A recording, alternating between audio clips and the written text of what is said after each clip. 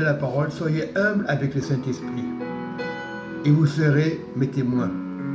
La parole déclare dans Éphésiens 4, le Seigneur parle, je vous exhorte donc, moi, prisonnier dans le Seigneur, c'est-à-dire Jésus, à marcher d'une manière digne de vocation, qui vous a été adressé à tout le monde, en toute humilité, c'est très important, premièrement, douceur, deuxièmement, patience, troisièmement, vous supportant les uns les autres, quatrièmement, avec amour, voilà, cinquièmement, vous efforçant de conserver l'unité de l'esprit par les liens de la paix.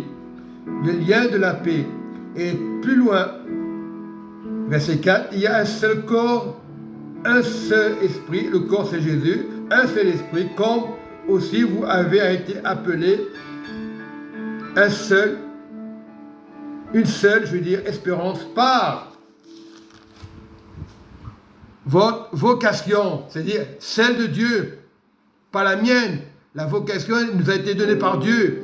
Il y a un seul Seigneur, une seule foi, un seul baptême, un seul Dieu et Père de tout, qui est au-dessus de tout parmi tous et en tous.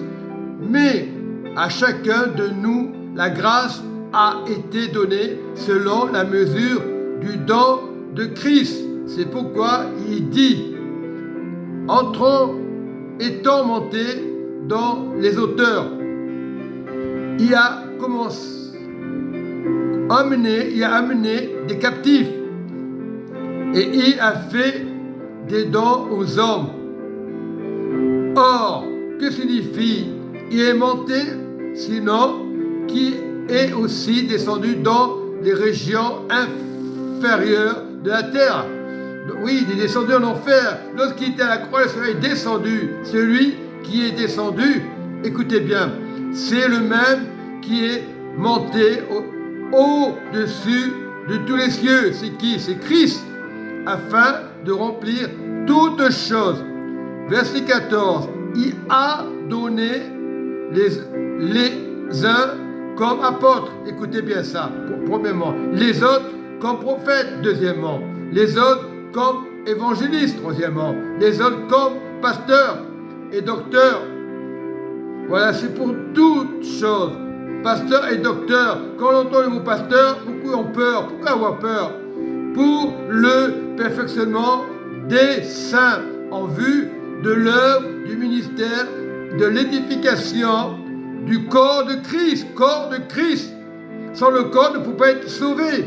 Jusqu'à ce que nous soyons tous parvenus à l'unité de la foi, de la connaissance du Fils de Dieu. Du Fils de Dieu a été, le Fils de Dieu à l'état d'homme, il était à l'état d'homme fait, il y a plus de 3000 ans, à la mesure de la stature parfaite de Christ. C'est Christ parfait. Voilà la révélation. Ainsi, nous ne serons plus des enfants flottants et emportés à toutes sortes de doctrines. Ce qui se passe en ce moment, un chrétien qui est vexé, il va aller à droite, à gauche. Voilà, il y a des tromperies. Même nous, on peut se faire tromper par la tromperie des hommes. Voilà, par leur ruse, dans les moyens de la séduction. Beaucoup connaissent la parole de Dieu. Beaucoup ont l'instruction, ça veut rien dire. Et ils attirent les personnes. Ils les éloignent de Dieu. Au lieu de les approcher, ils attirent vers eux. Pourquoi on les écoute? Ça s'appelle ça du narcisse. Narcisse n'est pas bon. Pourquoi on adore le pasteur? Pourquoi on adore un loup qui va, parce qu'il a été vexé dans sa jeunesse, dans l'église? Non.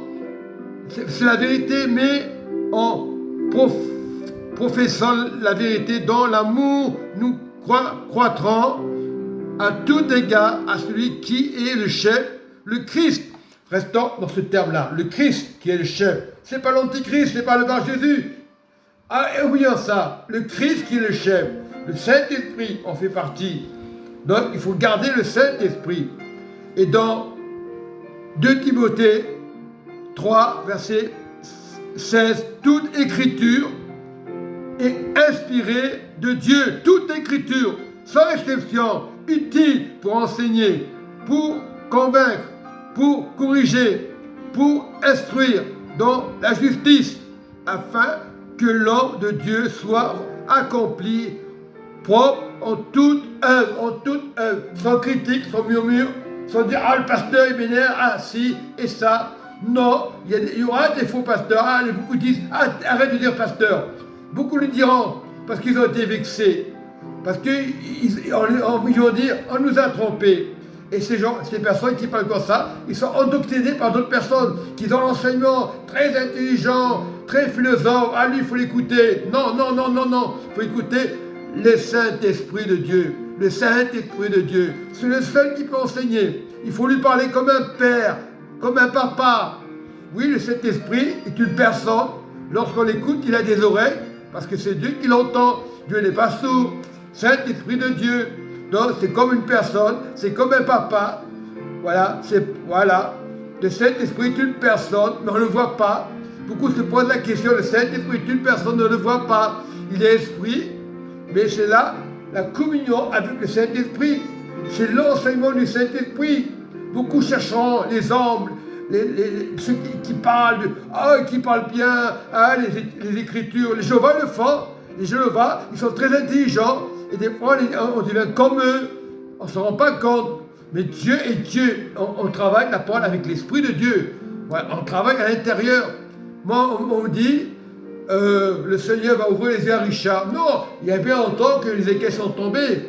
Mais la parole qui est enseignée avec l'amour, la douceur, la sanctification, accepter le Saint-Esprit, accepter Dieu. Sans le Saint-Esprit, on ne peut rien faire. Beaucoup diront, il faut les Écritures. Il faut les Écritures. On travaille avec le Saint-Esprit. On a la parole. On dit le rouleau de vie. On travaille avec le Saint-Esprit. Pasteur, c'est pas méchant. On est tous des pasteurs, quelque part, pour enseigner. Donc, on a tous le même enseignement. Il faut un leader. Je suis désolé. Beaucoup diront, j'ai pas besoin, comme me reprend, j'ai pas besoin.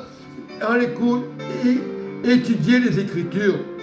Qu'on soit à la maison, qu'on soit dans un bâtiment, étudiez les Écritures, je vous en supplie, pour éviter les murmures. On sera sauvé. Dieu n'est pas là pour mettre les gens en enfer. Il est là pour ramener à la parole de Dieu, à la sanctification. Il est mort à la croix, son sang a coulé pour toi, pour moi. Voilà. La couronne d'épines, on oublie ces choses-là. Ce n'est pas le sang des vampires, c'est Jésus-Christ de Nazareth. Il s'est fait homme pour toi, pour moi, afin de te sauver, afin de donner la vie éternelle. Il est le chemin, la vérité et la vie. Voilà, il n'est pas bon d'être seul. Il y a des moments difficiles. Des fois, on ne se comprend pas à l'église. Ce n'est pas l'église qui sauve, c'est le cœur de Dieu, c'est le cœur de Christ. Voilà pourquoi il y a des problèmes. Prions les uns pour les autres et soyez bénis dans le nom du Seigneur Jésus. Amen et Amen.